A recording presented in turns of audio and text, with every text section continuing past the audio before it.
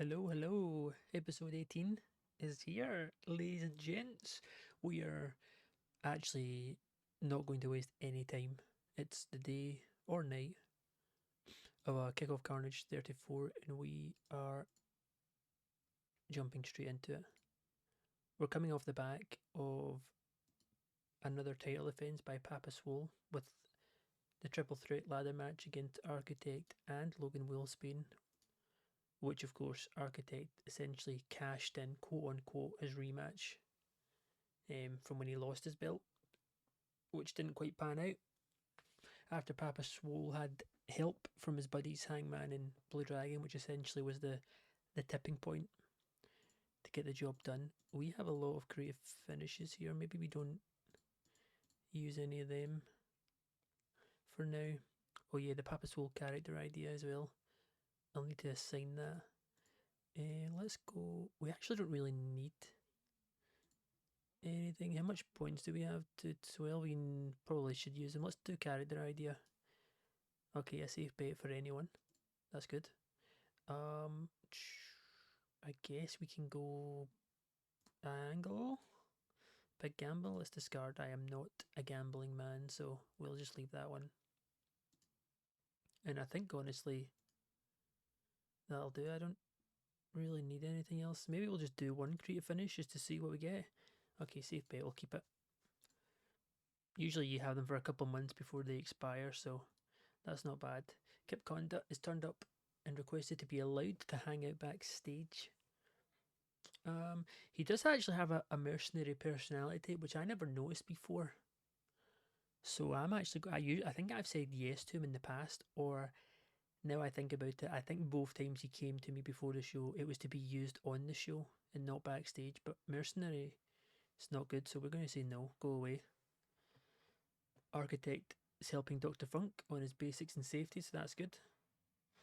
And we actually had nothing else, so that was very short and sweet. We will address the locker room. We did pull a rib last show. Maybe we'll do a bit more team bonding. See, hopefully it doesn't severe. Okay, just one. And it strengthened the relationship between me and Papa Swole. So that's good.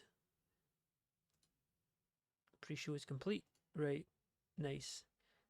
It's time to book the show. I'll be back in uno momento.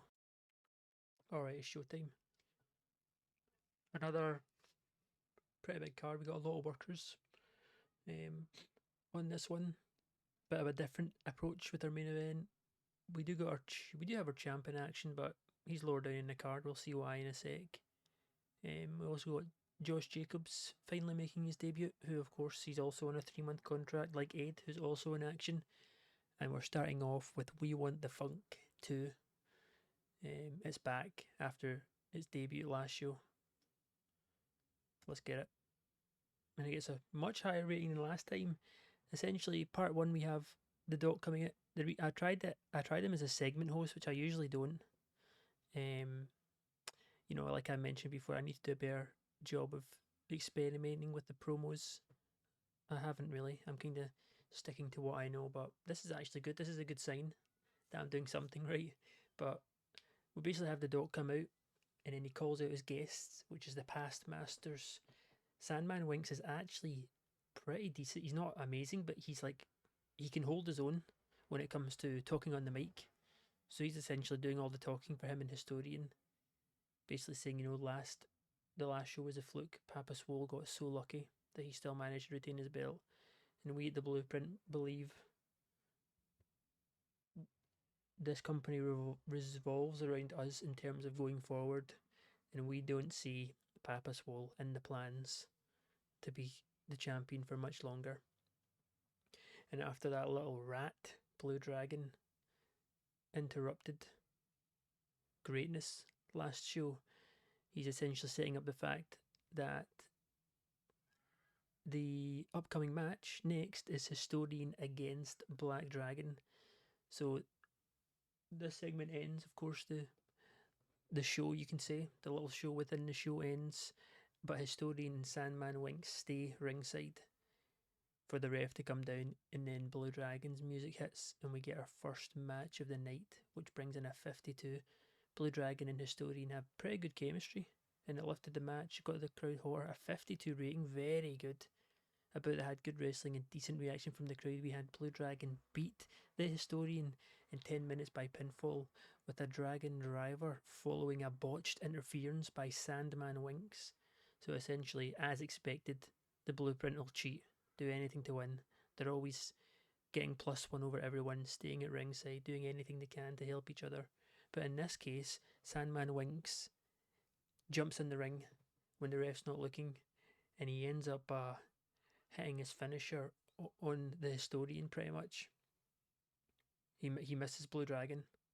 Maybe not his finisher. It'd be more realistic for he runs in with a chair and hits the Historian by mistake, and then Blue Dragon kicks him out. Referee turns around, 1, 2, 3, game over.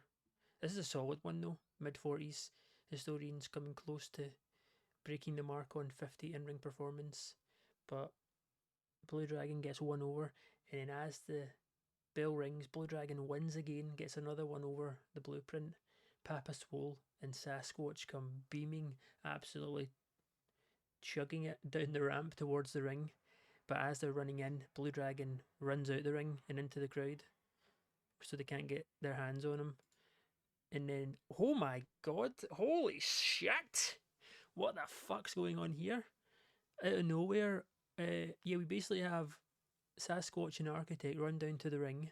Blue Dragon runs out, and the Architect's, he's like fuming. You can, the veins are like popping out his head, but he's trying so hard not to like lose it. And he basically goes on a rant for about 5 minutes, calling out everyone, saying, the Blueprint, as much as we hate Papa Swole, because he's portraying himself as this good guy, he wants to elevate the company, elevate himself, but he's not elevating the company at all. He's hardly defended his belt, and then when he does defend it, most of the time he's defending it against guys who aren't even in the company. He defended it against Logan twice, by the way. He's defended it against Logan twice, when one of the defenses, Logan wasn't even part of the company yet, pretty much. Then he had Cheetah Boy. Like, he's talking about giving a fair chance to the roster. Where's the fair chance? I basically had to beg and plead. He's essentially like lying, but he's making himself look, making people feel sorry for him.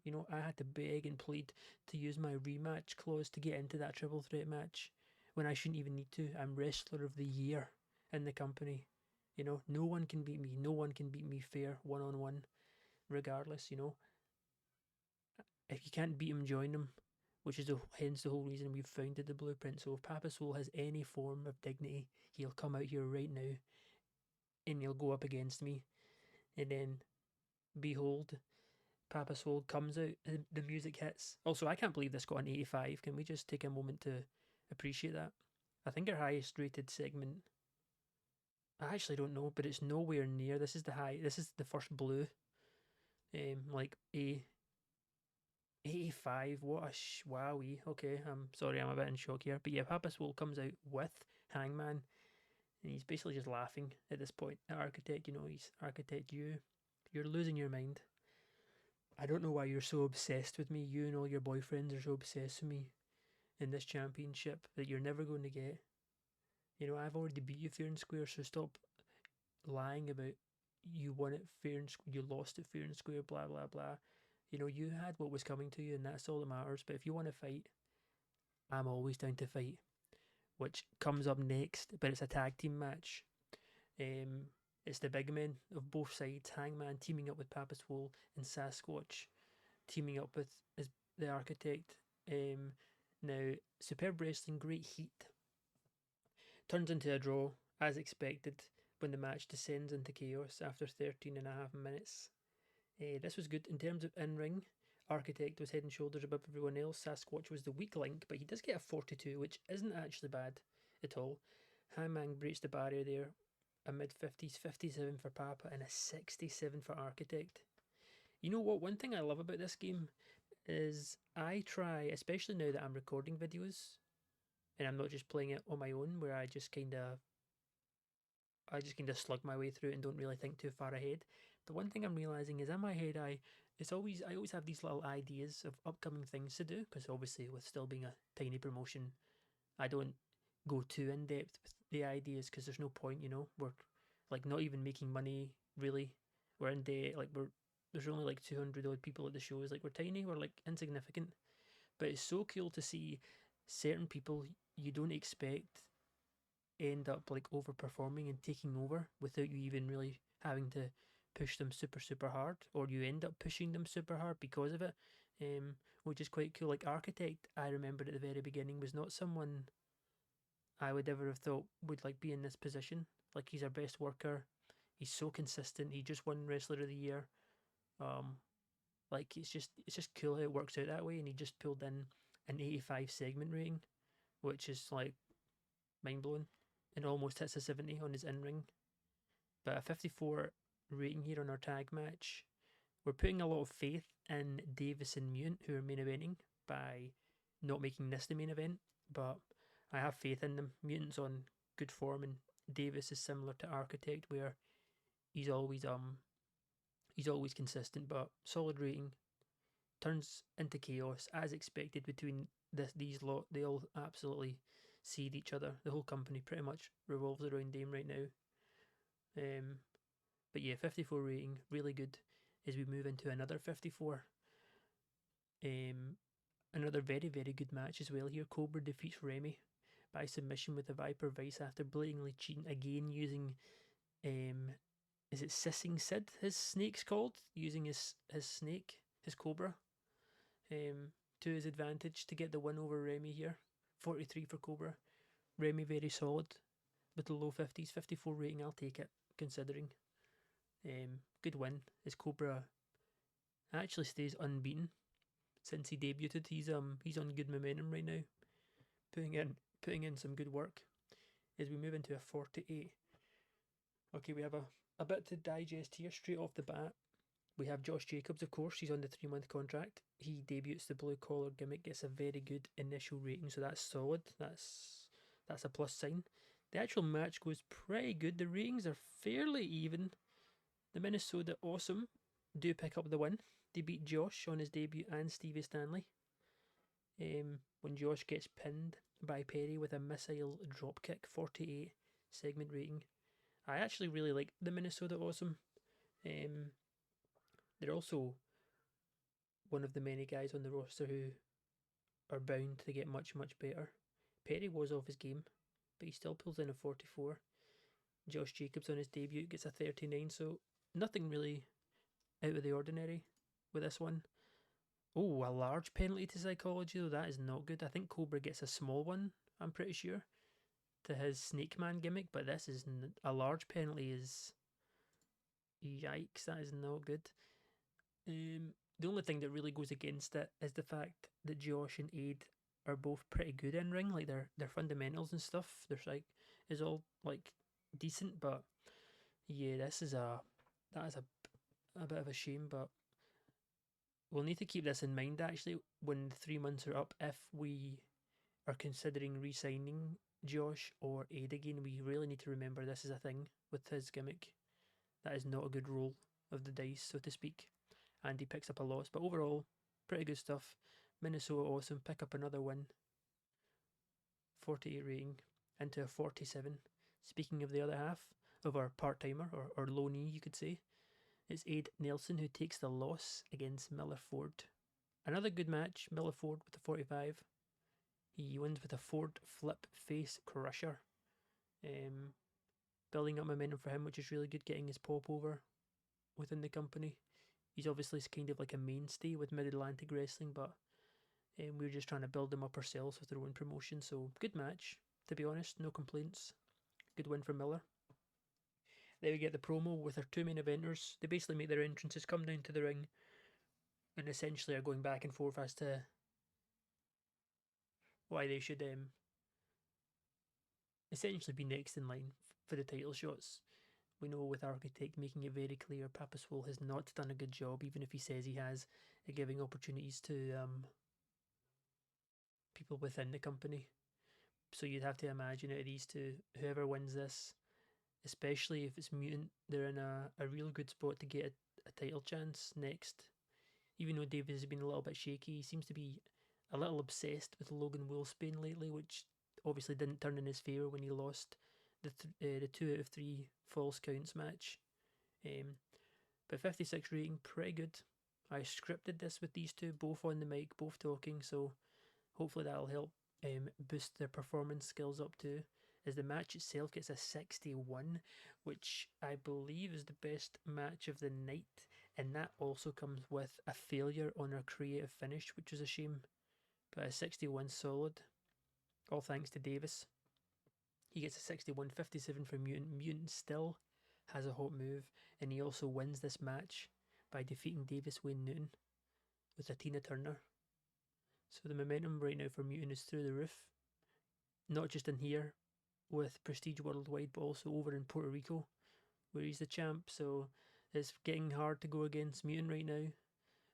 When you talk about targets on your back, it's Mutant's really essentially cemented himself as being next to get a title shot against Papa Swole here, which would be face against face, but you know, we loosely enforce it, so it's not that big a deal. Overall show rating of 62, which is huge. That's definitely one of our best we've done. Show increases popularity in one region. Let's see. Right, so I'm going to actually give this to Remy, who took a loss. I do like Remy. And we'll also give it to, you know what, we'll give it to Architect. He will praising a great performance, good example. Financial report, we only lose just under 200, which is nice. 1,500 on ticket sales still. Popularity, we go up to 23. And of course, no media scrum. So this is really good actually. No complaints. That was a solid show, solid start to the episode and the month of February. We don't really have much more to go over. You know, we'll wait a little bit. So I'm going to actually just cut it here, and we'll shoot ahead to the next show. Showtime. Kickoff Carnage 35 is here, and we are firing straight into it. We of course know it's official, pre-booked. Mutant will take on the champ tonight, Papa Swole, and it's actually going to be another tables match, which seems to now be not really becoming, but it's slowly a match type of choice for Papa Swole after he beat Logan Wilsbane in a table match, and now it's up again against Mutant, who actually is more preferably a hardcore wrestler himself. Not that tables is hardcore, but it's much more closer to that than just a basic. So it'll be an interesting fight tonight with all the momentum going on Papa Swole's way. 261 fans, a nice plus 10 almost boost up from last show. Right, stored creative ideas. I still need to use the character idea. Angle, okay, we have a bunch of these are all, yeah, we really need to get using on these, honestly.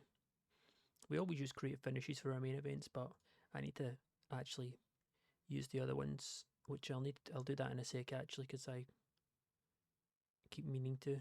We may as well just create one of these, a safe bet. That's perfect, take it. And we'll do a character idea. A bit of a gamble. Okay, sure.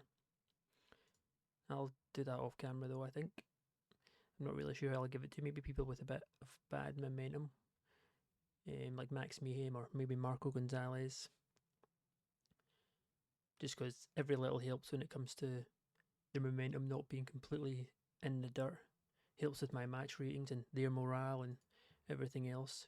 Alright, head trainer Architect was helping out Dr. Funkenstein. We also had Milliford and Marco spending a lot of time together. Many have noticed how Marco has started acting differently. Well, Miller's professional, so this shouldn't be anything to worry about. And that is it for the locker room incidents. Address the locker room. Let's do a team bonding. Okay, all strengthened. That's what we like to see. Clark and Perry, who are of course tag team partners. Me and Papa Swole again. Me and Blue Dragon. Miller and Architect, Doctor and Blue Dragon. Alright. That's good. Right, well I'm going to go book the show. Our title match as well. maybe apply some of these character ideas, and I will be back once we're ready to rumble with the show. Alright, show's booked. We're ready to rumble with a red hot mutant getting a title shot in the main event against Papa Swole. We also have most members of the Blueprint in action. We have the We Want the Funk TV show, the little segment show with Dr. Funk is back. This will be the third show in a row we do it, which won't be the case going forward. You know, I don't want to essentially overdo it. But I'm trying my best to make sure to use everyone.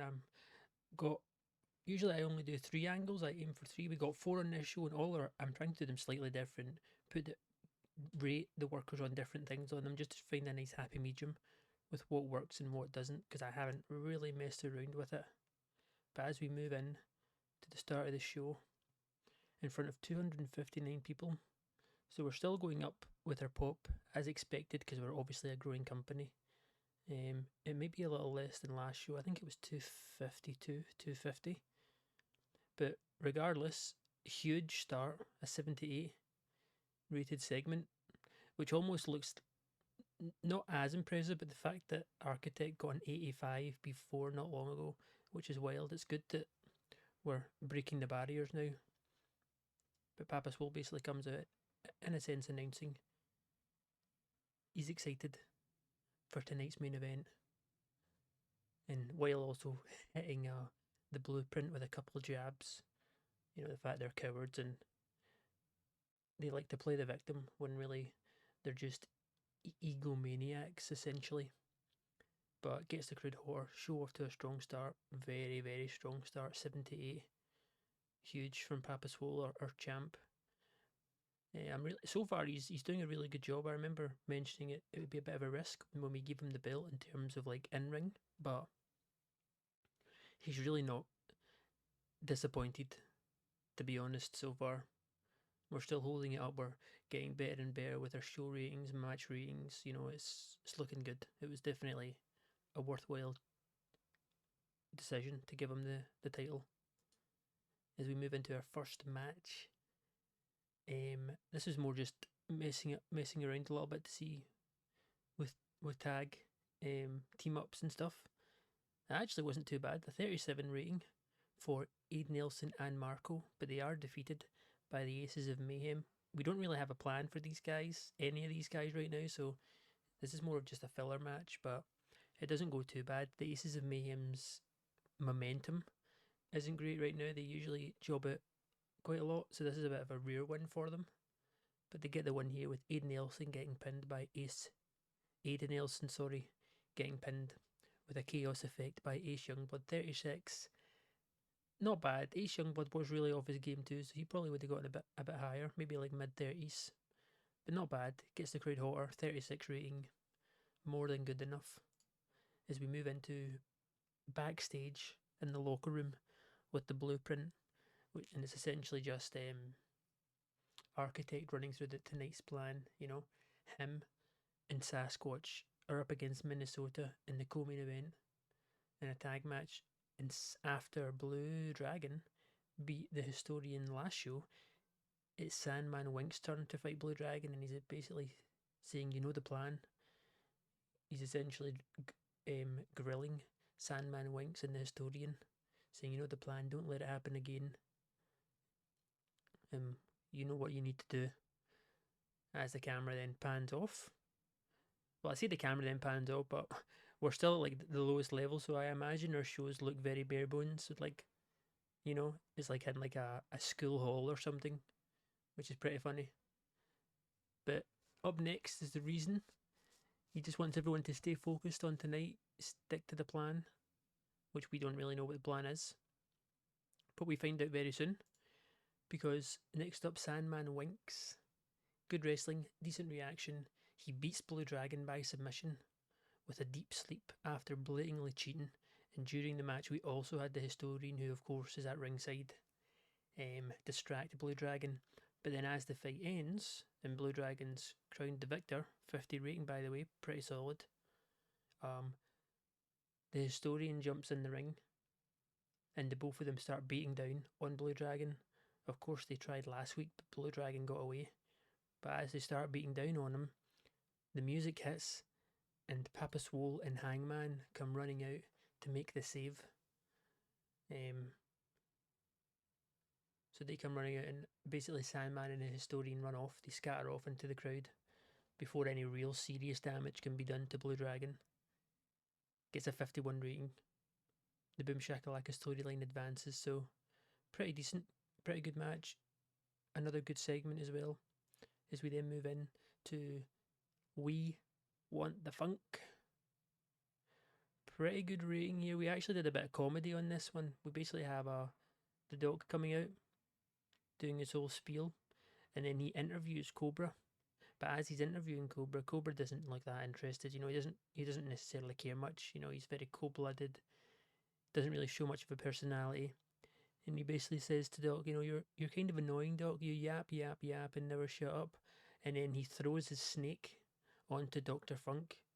And Dr. Funk obviously starts losing his mind, going crazy, screaming. And Cobra starts laughing and like pointing at him. And the Doc gets so irate, he calls him out to a fight. Right here, right now. This actually gets a very good rating. The segments tonight have been solid. Yeah, this is solid. So that actually makes the next fight straight after. We move in. Cobra beats Dr. Funk with submission in 12 minutes. This is the way I see this going is Cobra's obviously beaten everyone since arriving here. But this is like he doesn't cheat to win here against Doc, but it's a close fight, it's a close matchup. Cobra gets a 46 in ring, and he's also getting better at his gimmick, which I believe he didn't get a great initial rating on that on the Snake Man, so that's really good that he's getting better with it. A 47 segment rating. We're obviously slowly pushing Cobra up the card because he is good, and we'll see what we can do with him, especially as the roster gets bigger. We add more belts, things like that. Cobra will be a very good worker for us, so good win for him. 47 rating as we move into a triple threat 60 rated segment. This is huge. Logan Wheelspin carries the match, and he also wins, defeating Miller and Remy when Logan pins Remy Honeyman with a belly-to-belly suplex. This again is more like a filler match, just making sure we're pushing up and keeping the guys hot that we sort of want at the top of the food chain. But 60 rating, solid. Miller and Remy just short of a 50, 59 for Logan. I think that's his highest rated in-ring performance since he joined us. So that's really good. This is what I mean, everyone's just getting better and better, which makes the local to global so exciting. You never quite know when you've hit your ceiling, especially at this level. You basically never do. Everyone just gets better, full of surprises. But great rating as we move in to a 54 tag match. Oh, Architect was really off his game. I've never seen that before from him. He did still bring in the highest rating with a 55. Sasquatch was a bit lower too. Maybe it was because Architect was off his game and they're teaming up, so he brings in a 39. But great wrestling, good heat, and it's the Blueprint who win. When Sasquatch pins Perry with a running big boot. Pretty decent though, regardless. 54 rating. After the win earlier in the show, the Blueprint pick up another win, showing their dominance within the promotion. Pretty solid though, just short of 50s for the Minnesota Awesome, which is really good as well. As we move into, I believe it should be your main event up next.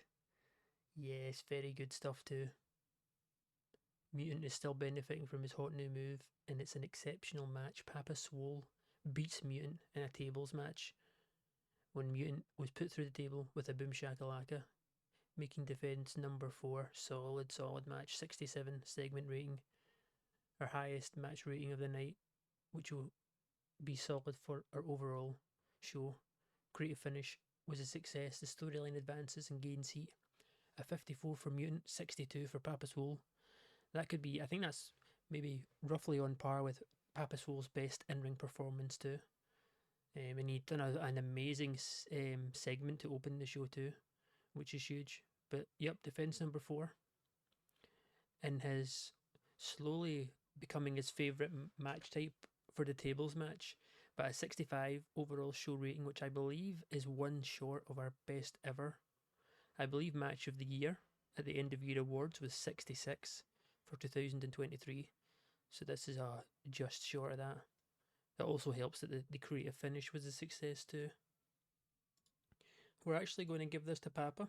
Usually I give it to the losers, but we're definitely giving it to Papa after that. And we'll also, you know what, we'll give it to, I kind of want to give it to Cobra, but he recently got it. Who lost that maybe could do with it? You know what, we'll give it to Blue. I think Blue Dragon is a good one. Yeah. We don't really have, like, we don't necessarily need to be tactical with our addressing the locker room because we don't really have any negative energy or anything backstage. We don't have any big or really even minor morale issues. Like everything's going really nice. We lose 200, so this is slowly dwindling. It's slowly going down. We've still never had a show that we made money, but we're almost there. We're just on the cusp of making it happen. So this is good. This looks normal. Basically, is what I'm saying. This to be expected. We're almost there though. Very big um, jump on the ticket sales too. We were sitting at like 14, 1500 for a while, but recently we're going up by about 10, 15 pop every show. And I think pre-booking our main event is actually helping, especially when it's the time for the title fight, which we always do the title fight on the second show of the month, if there is one. But yeah, this is good. Popularity recap. We stay 23, which is to be expected. Because I believe at the start of the month we already went up 1 point. We did actually technically still gain, but it's probably like 0.1 or 0.2 decimals. All right. Of course, we don't do the media scrum, so yeah, good ending to the show. Blueprints, huge momentum wave carries on, as they've always got something under their sleeve planned. Um, I'm kind of glad I got Sandman Winks to win. I kind of Sandman Winks and the Historian, as much as they're like a tag team, they're not a unit. They're individuals, just like Hangman and Blue Dragon. And I kind of want to give off the impression, like Hangman is much stronger than Blue Dragon. I kind of want to make it the same with Sandman Winks is much stronger than the Historian. You know, so that we don't kind of blend the two of them as like a unit. You know, I want to keep them feeling like individuals. So more single matches, things of that nature. But good show, to be honest. We are usually, of course, we only do 2 episodes, but I did say I was going to try and fit more in. So I'm going to quit yapping and we are going to jump straight into um, the next show, which will be probably in the first week of March. So I'll be back very short. All right, it's time for the first show in March, but we actually have a new face I brought in.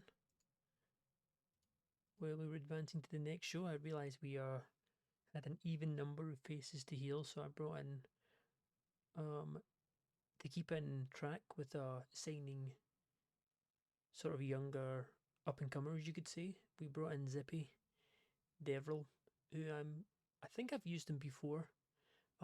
He's set to debut Zip to Lip, although let me quickly change this. He's actually better as a heel, but I'll do that in a sec. I need to change him. I want him to be a face. He is only 23, so he'll probably also be added to the pre-match training with Architect because his selling is quite low, which isn't great, and his safety is actually quite low. So we run a little bit of a risk. Usually, everyone we have on the roster has pretty good fundamentals already. But we're making a bit of an exception here with Zippy. He is good though. Psychology's not too bad. He's got pretty good brawling for 23. His performance skills are already really good, as he's known for Zip to Lip is his nickname. He's got the gift of gab, motor mouth, which is all here on his attributes too.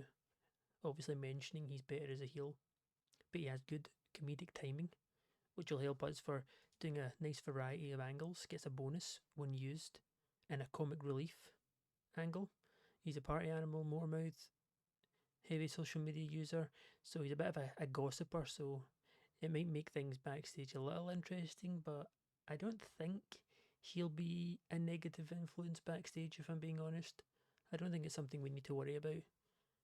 But he's obviously one for the future, but it's good we got him, and we got guys like him and Marco and stuff who are obviously really young, but we could turn them into something really good, especially for people like Zippy who already have very good performance. It makes it way easier when it comes to booking them and giving them more exposure.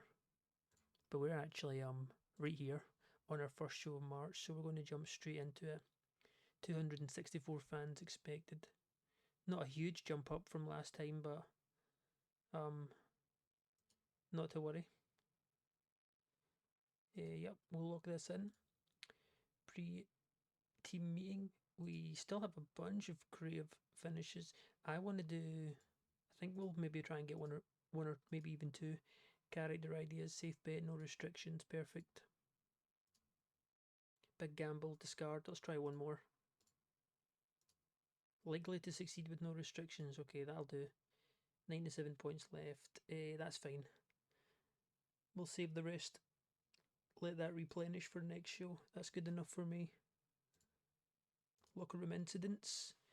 Yeah, okay, so I was correct. He's now training two students in safety and basics. Zippy and the doc himself, so that's good.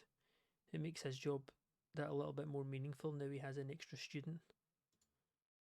Stevie helped create a fun atmosphere, finding a discarded karaoke machine and starting an impromptu pre-show competition.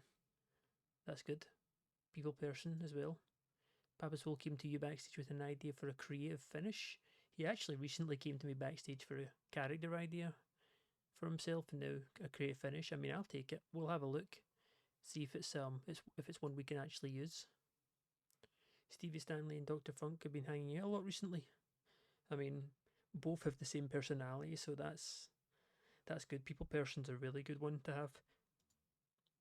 Oh, what's this? Davis Wayne's got a lot of heat with the rest of the locker room after pulling a tasteless rib on everyone. Oh, this is the very first time actually I've had an incident like this at all. So we're going to have to be careful how we approach this. Davis has not started his year very well. We've not been booking him very strong, to be honest, which is something I was actually going to change this show. He's only actually been on 2 of the 4 shows so far this year, and he's lost on both of them. He is a class clown, so doing stuff like this isn't necessarily out of his character, but I feel like maybe just gotten a bit unlucky that it's a tasteless rib. Maybe we just give him a little slap on the wrist. I don't really feel like he needs to improve his behaviour because we've had Davis for 2 years and nothing like this has ever happened. Yeah.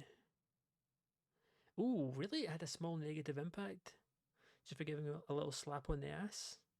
Most people like that. That's a bit annoying. A small negative impact. Oh, yikes, that was not good. Hopefully that's nothing to worry about. If he's getting a lot of heat backstage, that's not great. Should we try team bonding after that? I don't know if we should, honestly.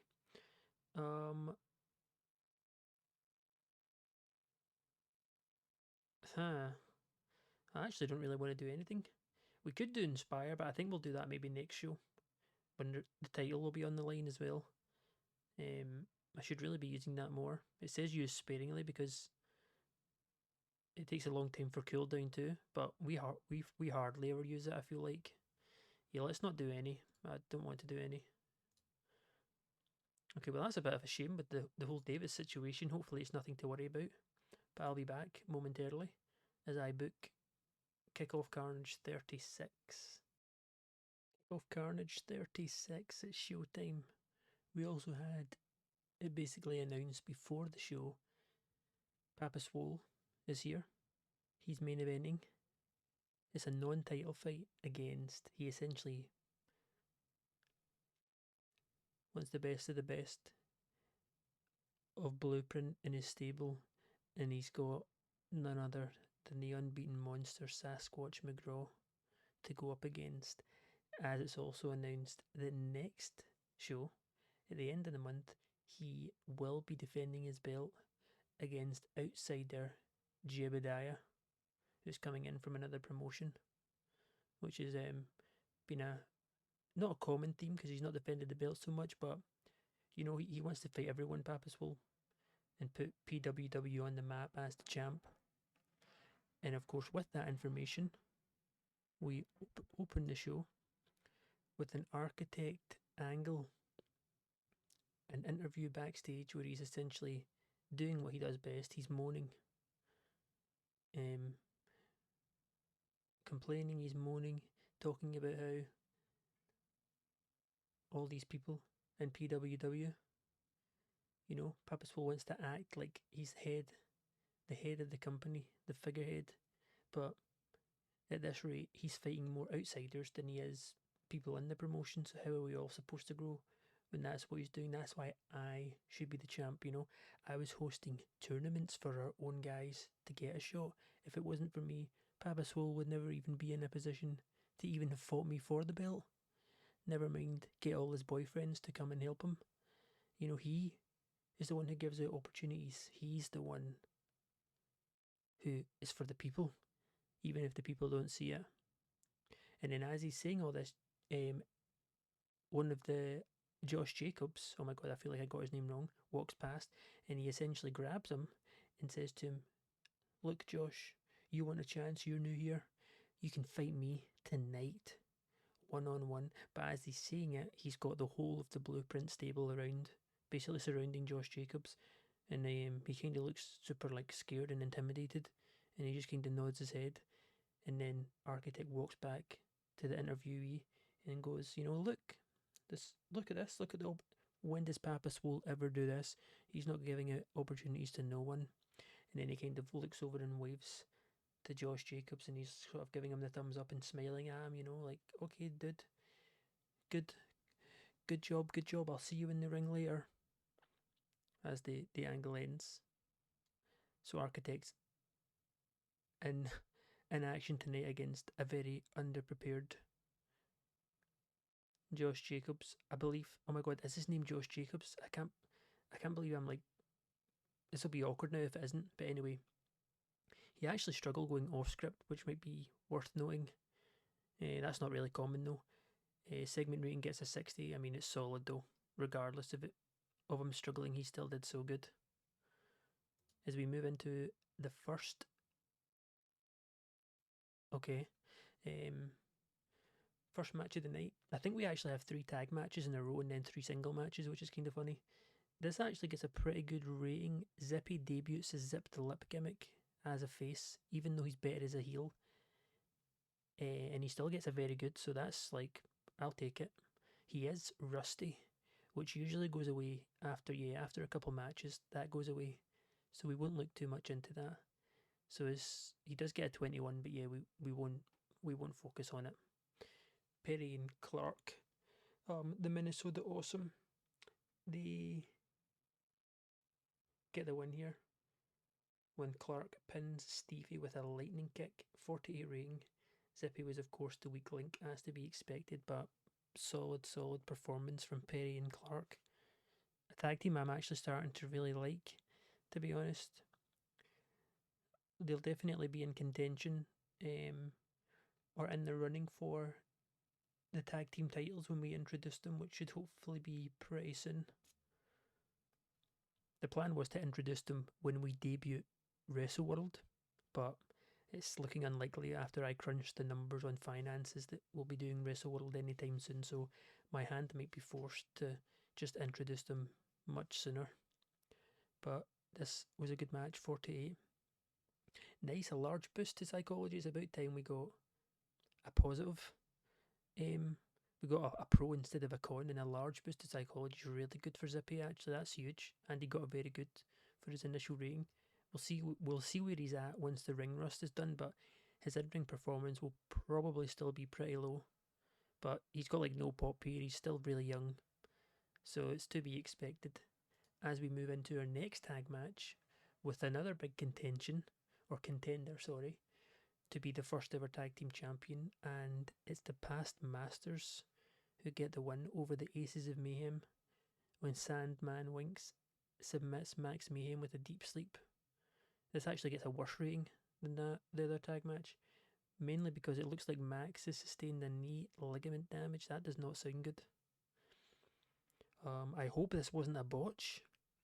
Sandman gets a 44-47 for Historian. Pretty straightforward win to be expected from the team blueprint over here. Let's have a look here. 42. Okay, no, nothing came up, so that's good. We actually then do a bit of a rare segment with the past masters. It's basically Sandman Winks on the mic, cutting a promo, essentially staking him in the Historian's claim.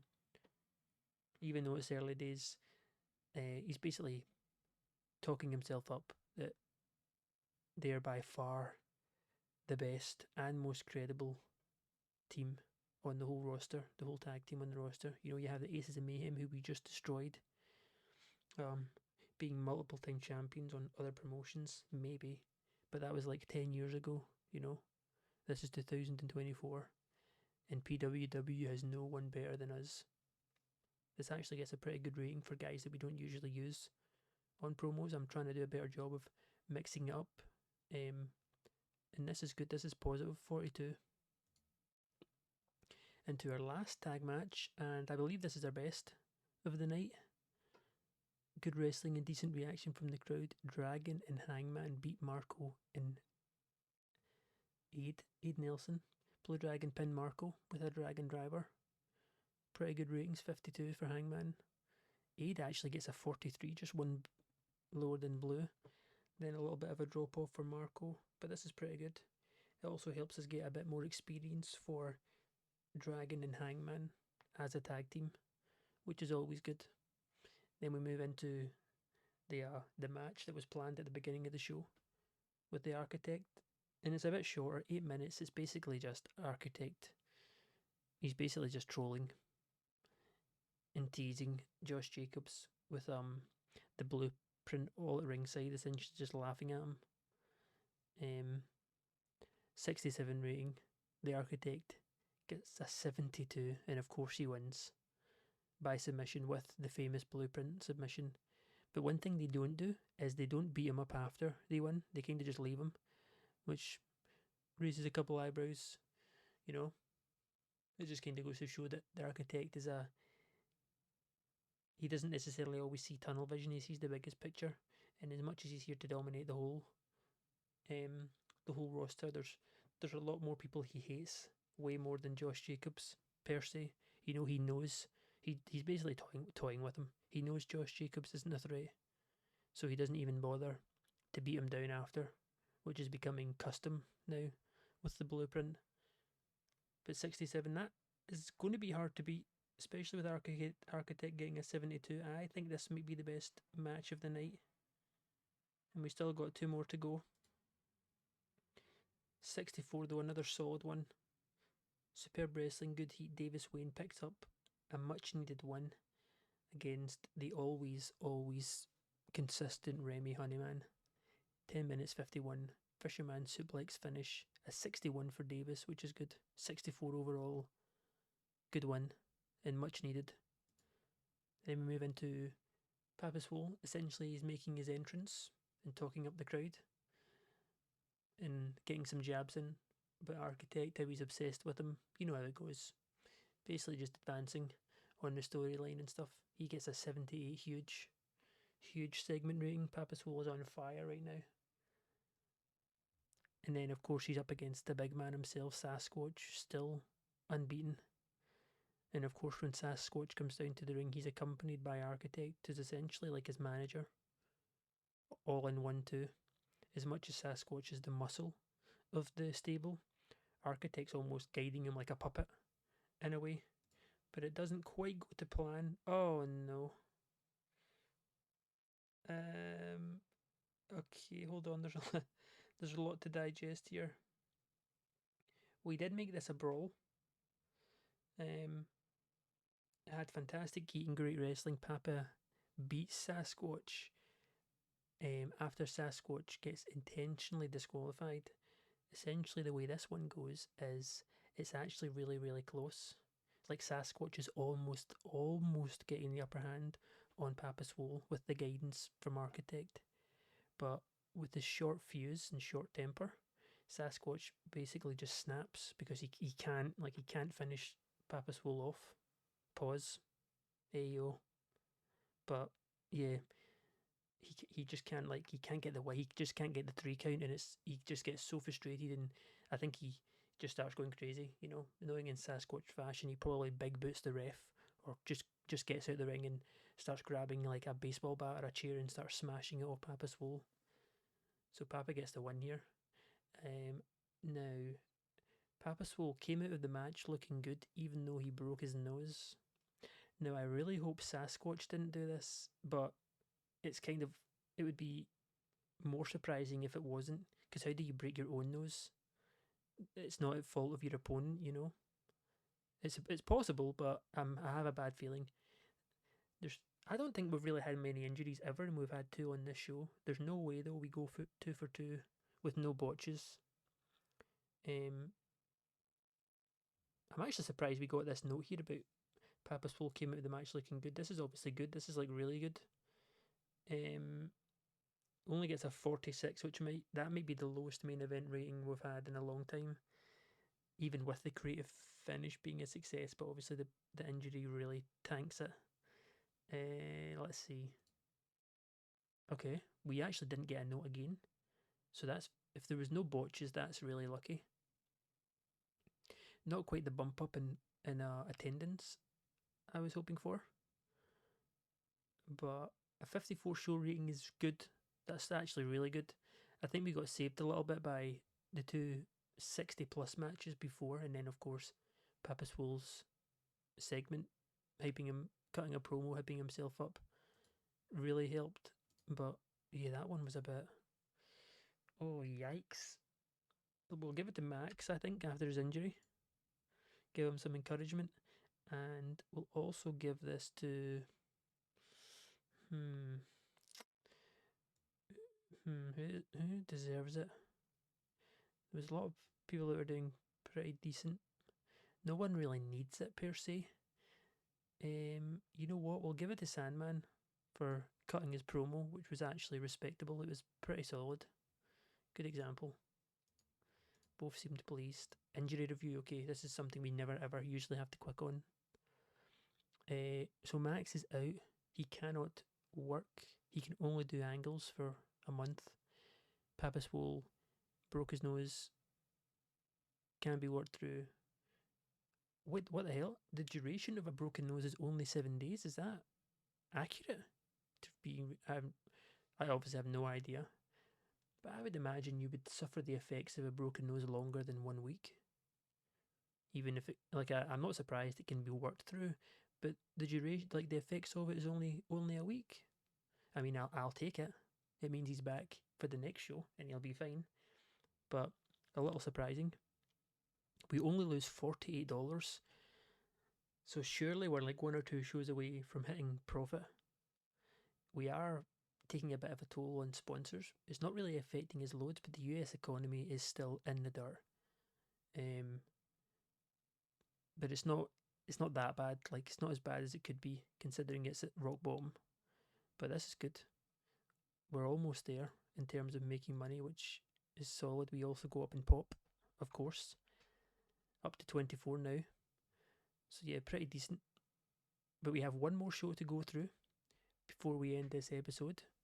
Our last show in March, where we of course already know we have Papa Swole defending his belt. He's up against Jebediah, another new face. We haven't seen him before.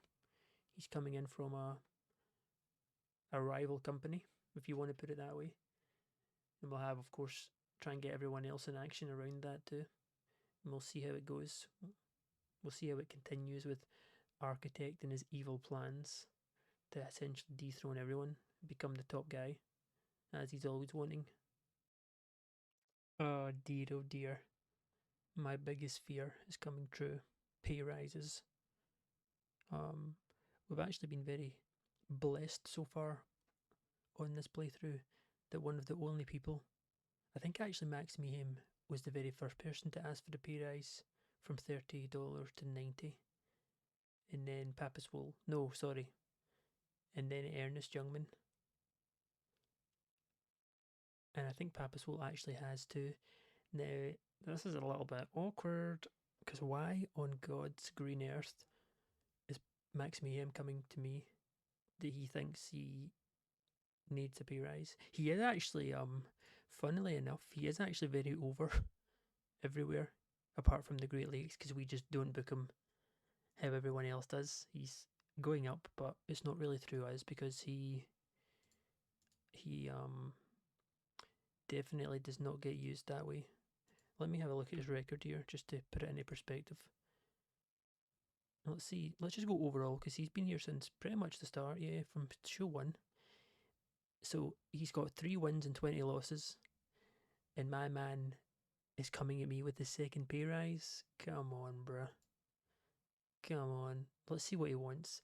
Because I'm not going to lie. If this is a lot, I don't really want to keep him. Okay. He's getting paid 85. Yup. Which is a lot lower than the 180 I'm worth. Now, I believe there's a little strategy you can do here, and I've totally forgot. I think if you go 25, they're always pissed no matter what. If you go 50, I think they're mildly pissed. If you go 75, it's nothing. And if you go accept, then obviously they're fine. I'm actually going to say 50% to test it because we have Papa Swole up next. He also wants a pay rise. But honestly, if we give him this pretty much $50 pay rise, he's on par with Logan Wilsbane, who gets paid the most out of anyone. And I'm taking it with quite a lot of pride right now, the fact that I've managed to keep the workers' costs at a very minimal amount. I don't really want to waste it with a guy like Max. It's just not, it doesn't make sense. So we'll accept it at 50. Okay, he's angry, so 50 is not good then. But I think, if I'm being honest, we might get rid. I don't really want to keep him, if I'm being completely honest. I think what I'll do, just so we don't piss him off, him or his tag team partner Ace, I'm going to renegotiate their contract and change it to, like, rather than ongoing, I'll make it like 1 or 2 matches, just so their contract ends rather than me having to release them and piss them off. I think we'll do that. I'll do that off camera though. I'll do that after this. Alright, let's see Papa Swole. Please don't be, I mean, I don't know why I'm saying please don't be a lot, because let's be realistic, no matter what he puts, I'm going to pretty much give it to him. Okay, his is also 180. That's not bad. We'll give him a 75% increase if anyone should be getting paid at the top. Okay, it's been given with no effect, which is fine, because his morale's already really good. But I want to quickly see that now. Yeah, so he's at the top. We obviously have Jebediah, as you already know. He's only here for 1 night. He's getting paid quite a lot. But 158 for Papa Swole and then 140 for Logan. That's why is he in red? What the hell does that mean? Is it because he's annoyed? I don't actually know. That's weird. But yeah, Max Mayhem and Ace might be going, but they do have a little bit of pop. Both of them have a bit of pop, so I can definitely use them to rub off whatever new guys we bring in. I'll need to have a look at that.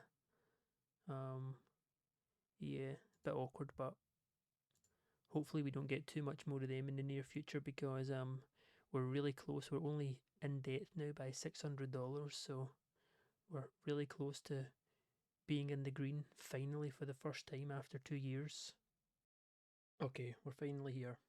We got our last show of the episode. We're going to quickly just run through pre-show. We're expected a nice bump actually in fans from the last show, which hopefully that's pretty accurate. We'll see when we start the show, but 278 would be nice. That's a nice bump up too. for our ticket sales. Stored ideas, we still have, we've got to use these character ideas. Angles, I don't think we really need to use, we actually don't really need anything, but we do have quite a lot of points, so we're not essentially missing out on points next show. We'll just do some safe bet, okay? Do creative as well.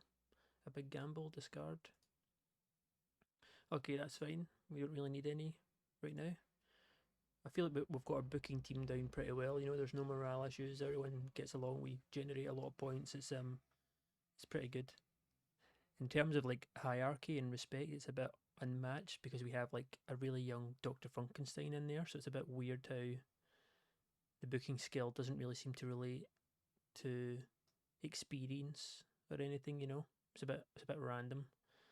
But oh well, we won't complain. Oh, Remy comes backstage for an idea for enhancing his character. Okay, it's not really like Remy. Okay, though, I'll take it. Nice. Architect, of course, running drills before the show, and that's us. So, pretty positive. At least we don't have more heat on Davis Wayne or something to that effect. Address the locker room. Let's do. You know what? Let's do Inspire. It's been a while, a long while since I used it. We, of course, have our title match tonight with another newcomer, Jebediah. He's only signed on a one night deal. We're essentially we're essentially in the Confederation of the Territory Alliance without actually being in it, with like signing these guys on one night deals here and there. Bringing more scope and more eyes to our promotion is essentially the the angle we're running with this. But pre-show's done. We also need to phase out Max and Ace. I actually re-signed them both on new contracts, so they're essentially getting the money they deserve now. But I only gave them, I think, one or two appearances. I think I gave Ace 3, but then I gave Max 1. I don't know why, but I have a new tag team in mind, but I haven't been able to sign them in time. And it's a pretty big upgrade, guys that are younger, much better. And actually, both of them have a bit of pop, but only cost me like $30-40. But we'll go over that next episode, as we need to book Prestige Worldwide's 37th show, Kickoff Carnage. So I'll get this booked. Oh wait, absent workers. Oh yeah, Max of course is out injured, so that's fine. Yeah, I'll book the show and I'll be back in just a second. Alright, here we go. We're back. It's time to rumble, of course. We already knew. Title on the line, Papa Swole up against outsider debuting new face, whatever you want to call him. The sort of Amish gimmick of Jebediah, 6'11". The guy's huge. Apparently, we only pretty much like 80% of our roster is just guys above like 6'5". And I know I keep mentioning it, but I'm never going to stop mentioning it because it's just like stuck in my head now forever. But pretty decent, I think. We're mixing things up, obviously. Outside the main event with Papa Swole, we're not really focusing too much on storylines or specific pushes, you could say, at the minute, as you probably already know. That's just kind of, I don't know, it's just the way I play. I know a lot of people use spreadsheets and go kind of, not really hardcore, but in my eyes it's hardcore, with the booking and all the crunching all the numbers and looking at everything statistically, like down to a T, which is fine if that's how you play, but it's not me at the minute, especially at this size of a promotion. You know, we've got so far to go, so much to do. But anyway, I'm blabbing on here. We actually start off with another green segment, a 75, and it's the We Want the Funk show is back, and it's the doc. He comes out. Holy shit! Hold on. So I set this in two parts. The first part is basically just the segment host, just the doggy that comes out, setting up the show, hyping the crowd, and it's only 3 minutes, and it got 87 on his own. That's insane, actually. He was superb working without a script. I've never had that before. I don't think. I know he's good without a script. He doesn't need one, but I don't think I've actually. I don't remember the last time I visibly seen the notification pop up. So, okay, I mean, I'll take it. But yeah, he comes out, hyping up the crowd. Then he calls out his very, very special guest, uh, Great Lakes champion, Prestige Worldwide's very own Papa Swole. He comes out and gets an interview, asking him, how he's feeling about tonight, the main event against Jebediah. Um, he also asks him how he feels about knowing it's confirmed that no members of the Blueprint are here tonight. After, of course, last show, we had Sasquatch get disqualified fighting Papa Swole, and he seemed very close to beating him. He seemed like he was about to, but he couldn't quite mentally keep it together. We're kind of portraying him as a bit of a big, unhinged, short fused sort of giant, like a typical sort of stereotypical stupid me big, me dum dum, me smash, kind of, but not quite that stereotypical, but in that sense. Um, and Papa Soul, as always, he's good on the mic, he's good chatting. The crowd love him. He's the most over guy on the whole promotion, so basically anything he says, the crowd just suck it up. And huge start 75 rating, which I'm glad we got this because some of our matches will definitely tank because I'm trying to use more of the roster. I'm trying to experiment. The people who are less experienced or have less pop, I'm trying to get them to fight more because in terms of doing an hour and a show half with only one ref and one road agent, I actually can't physically use everyone we have on the roster every night, um, because the road agents can only obviously manage so many matches and our time. Like, I don't want to be doing like 2 hour shows or something already with like 10 segments. Like, it's just not fun right now when we're trying to just get our pop up and just focus on one thing at a time, really. But speaking of the matches that will be, they won't tank, but we'll definitely get lower than normal or lower than our average match ratings. And we got the first one here. Now, the good note already about this match is Zippy is no longer rusty, which went away in one match, which is good. He does still, though, only get a 29. He does win this match, though, because he's against, of course, Ace Youngblood, who is on his way out the promotion. So this is good. It's good for Zippy to essentially rub off Ace Youngblood and take some pop off him. So good win for him. He gets his first win with the promotion after losing his debut last time around with a spinning bulldog. He defeats Ace Youngblood, 33 rating. I mean, it's not horrible in terms of what we require with our promotion, as I always say, right now we're about 24, 25. So basically, you want your match ratings and your segment ratings to be at least what your popularity of the company is. That's the way I view it anyway, and the way I always do it. So a 33 is still in contention. That's still good. We're not quite 33 yet. We're still like maybe 6 months away from being 33 popularity company. So this works for now. It gets the crowd hotter too as we move into a much better match, which I wasn't expecting, if I'm being honest. I also forgot to note Josh Jacobs and Aid Nelson, who were only on 3 months contracts. I actually re-signed them to new contracts for just ongoing. They'll probably still have the same purpose, but maybe not. Especially if we keep getting things like this. Josh Jacobs brings in the highest rating here, 47. The winner, Marco, who submits Josh with the Latino Crab, he actually got the weakest rating by a long shot. Stevie, who's actually really good too. Stevie has some really good in-ring um skills, if I'm being completely honest. Most of our roster actually does. There isn't really like a weak. There's not really any like huge weak links. We have maybe Zippy, and maybe one or two others, but there's really not much. People are like the fundamentals. Most of the guys in the promotion have them down basically. 50 rating solid though.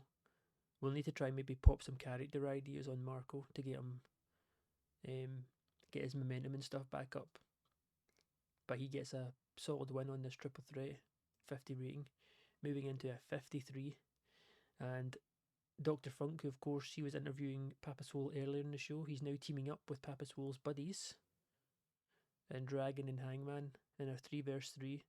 He also gets, you could say, a little bit of revenge after he of course lost to Cobra after Cobra came on his show and threw his snake on him and then beat him in a match straight after. So you could argue he gets his own back here. Pretty solid ratings here. Looking all round, Cobra's also getting better at his gimmick, which is very good to see. He's actually flown up the rankings. I never showed it. I'll need to remember. But I was going through the management and forgot to show. But Cobra, he went up a crazy amount of pop in the space of 1 or 2 months. Um, I'll need to try and remember and show you after this show, even if it's just showing you Cobra, because I've never seen it. I think the most I ever seen was 5, and he went up like 8 or 10 popularity in 1 month, which is like what the fuck, like insane. He pulls in a 54 here. Jules Knight with a 51 aid, of course, mentioning about him and Josh. We're keeping him on for the ongoing. He only gets a 37, 39 for the doc, 47 Hangman. Doesn't really carry.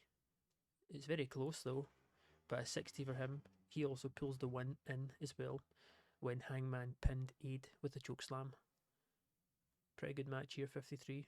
It's we're slowly going up, which is good, and it's a good win. I need to actually see if Hangman and Dragon, their tag team experience still goes up even though they're in a 3-way.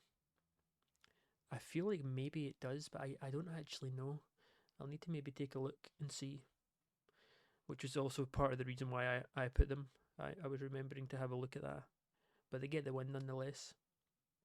Moving into a 63, so a huge jump up. We have Superb Wrestling Good Heat.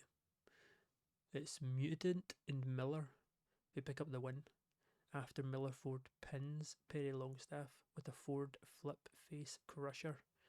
Mutant carried the match. He actually gets a 63, which is not necessarily a huge surprise, but because Mutant is definitely capable, but this is solid. I've also just realised now we did pull in round about the 277 mark of attendance, which will be huge for our ticket sales. But this is a really good match. As expected though, the Minnesota Awesome are still fairly new here, but they're a very good heel tag team. Their only downside is the fact none of them can really talk on the mic, but nonetheless, good in-ring performance here. Very solid. We really gave this to Miller Ford because he's I don't want to crush all his momentum, and he's lost the last couple. He's kind of got shafted a little bit though with the people he's been up against, so this is a good win for him and a very good match too. So it's all worked out perfect here.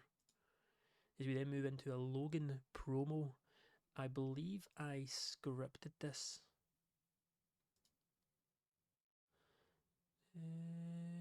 Do. Is it not going to tell me? I think I did. I think I put it unscripted just to see. We have a handful of guys on the promotion that have 60 microphone skill or above, which I would say if someone's at least 60 microphone, then they can cut promos even if it's scripted, and that was kind of the test here because Logan's kind of on the lower end. It does say he got a bonus for improvising. Maybe I did make it improvised then, I would imagine. So the fact he got 59 is a good eye opener to the rest of the guys we have that have some mic skill that we need to experiment with them a little bit more just to see where we're at in terms of segment rating. But a 59 for this segment is really really good. As we then move into Logan's match, which is up next, he's up against Remy. Now this tanks a little bit in terms of how good it could have been, but it looks like Logan was off his game, which is a bit of a shame after he done such a good promo on himself. He does win though. He beats Remy by submission with a Boston Crab. 51-49, pretty even. It's a close match, but Logan comes out on top. 56, we then move in to our main event. Great Lakes Champion title on the line. 69 rating, my favourite number. Let's go. Defense number 5 of the Great Lakes Champion title. Papa Swole defeats Jebediah in 14 minutes by pinfall with a boom shakalaka. So yeah, no complaints actually, considering we had slightly lower ratings at the start of the show, but the segments really pulled through. I'm trying to mix it up and not keep using the same people on segments too. And if we keep using guys with a microphone skill of at least 60 and above, and we do 3 segments every single show, then we'll keep building those guys up in their skills very slowly, but surely we'll go up in entertainment. Jebediah actually gets a very good rating on his gimmick too. He pulls in a 48, which isn't too bad. He obviously has pop, otherwise he wouldn't be fighting for the belt. Papa Swole gets a 69. He's almost at the 70. I believe the only person to go 70 or above is Architect, and he's only done it once or twice. Um, so the fact Papa Swole is right on the cusp is good. Creative Finish was a success too. The Boom Shakalaka storyline advances and gains heat. I'm actually getting a little scared because Papa Swole, his popularity and even his skills, they're actually getting better really quick. It's obviously good because we're like giving him this championship run, but it's making me really worried that sooner rather than later we're going to start getting poached. It's going to be, I mean, it's going to happen anyway. Like it's inevitable, but it's just it's a scary thought to start thinking that we're slowly coming over the horizon to enter that phase of the company's career. But 69 to end the show, defense number 5, we should get a pretty solid rating here, 66, which I believe is I think the best ever show we've done is 66, and we've done it twice. So this is like huge improvements too for the company. Address the locker room. We'll give this to, you know what? We'll give it to the doc. He did really good on his We Want the Funk TV show, or I don't know what to call it. The segment show. I keep relating it to like the WWE and how they used to do like the KO show and stuff, but I guess it's just like a segment show. And we'll also give it to who could actually use it. Probably Marco, huh? Yeah, probably Marco. I think he's not necessarily unhappy, but it's always good to give the boosts whenever you can. Doc was pleased. Marco seemed pleased. Financially, we lost 167, which is probably due to the fact um, we had Logan won, and I think the new contract for Ace Youngblood is a little higher than he was on before, so that's why we've used just a tiny bit more, a couple $100 more. We almost made 2,000 on ticket sales though, which is massive. Popularity recap: we did not go up as expected. It was the second show of the month, and now we're done. But yes, we won't run over finances and stuff just this episode. I think we'll leave this one as it is. But I do want to quickly go and show you guys the absolute meteoric rise of Cobra. More so I can remind myself because I've kind of almost forgot how it was. So he's at 24 now, but yeah, here it is here. From last month to this month, he went up 9 points, which is insane. Because if we look at his show, we obviously only do two events. Who was it he actually beat? Did he fight twice as well? So it would have been last month, the February show. He did fight on both. He beat Remy and then beat the Doc, and it's jumped him up 9 points, which is just insane. I kind of can't believe it. It's good. I mean, it's obviously really good. His Snake Man gimmick's actually already a legendary too, which will give him a huge bonus. So this is he's kind of came in all guns firing, to be honest. Which I'm glad because I like Cobra. I used to use him a lot, as mentioned on the last version of the game. Um, Cobra was one of those guys I would always sign, or like Gary, the entertainer. He was another one because the guys they're good on the mic. I'm pretty sure Cobra was even better on the mic on the last TEW. But this is yeah, it's good things. We're essentially creating stars, which is good because Cobra came in with like no pop. He had 2, then he went 2 to 15, so he also jumped up massively. From January to February, and then jumped up again. He's actually gone up. He's gone up more than 10, and then went up 9. Like what the hell? Maybe he can. Maybe it's more likely because he's solo.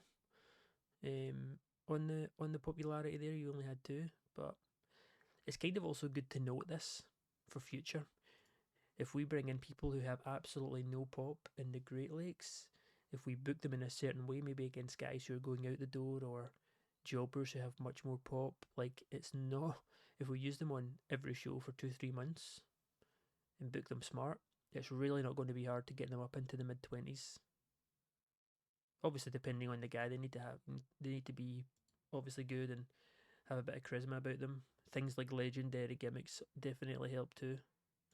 But we'll quickly advance to the end of the month so we can have a look at finances, because I think we'll be very, very close to actually being out of debt for the very first time, which would be huge. It's only took 2 years, about 26 months. Um, okay, okay, we're here. Bim. Yes, we are. We're $187 in the green, which, looking at this, our ticket sales jumped up by about 500. No, maybe just about like 450, 400, 450. Which is good. Sponsorship is slowly getting back to where it was in January. Our merchandise going up slowly but surely. That should take a nice jump up once we level it up too. But this is looking good. I hope now, fingers crossed, that we'll never have to worry about being in debt ever again. As long as we stay on this trajectory, it's looking quite good, so I won't complain. I think we'll call it here. We will hopefully do four episodes going forward. I think that's a good middle ground for the moment. We are almost now able to go on Wrestle World, but like I said, it's going to cost monthly expenses of at least like $7,000. So we're not really close to being on it. If I'm being honest, we're making like 1,600 right now, and we need we need to like triple this before we get on it. And I don't quite know the best way of doing it. Maybe I sign. I'm thinking maybe bringing in someone that has higher pop. You know, like maybe we just bite the bullet and actually bring in Ernest, for example.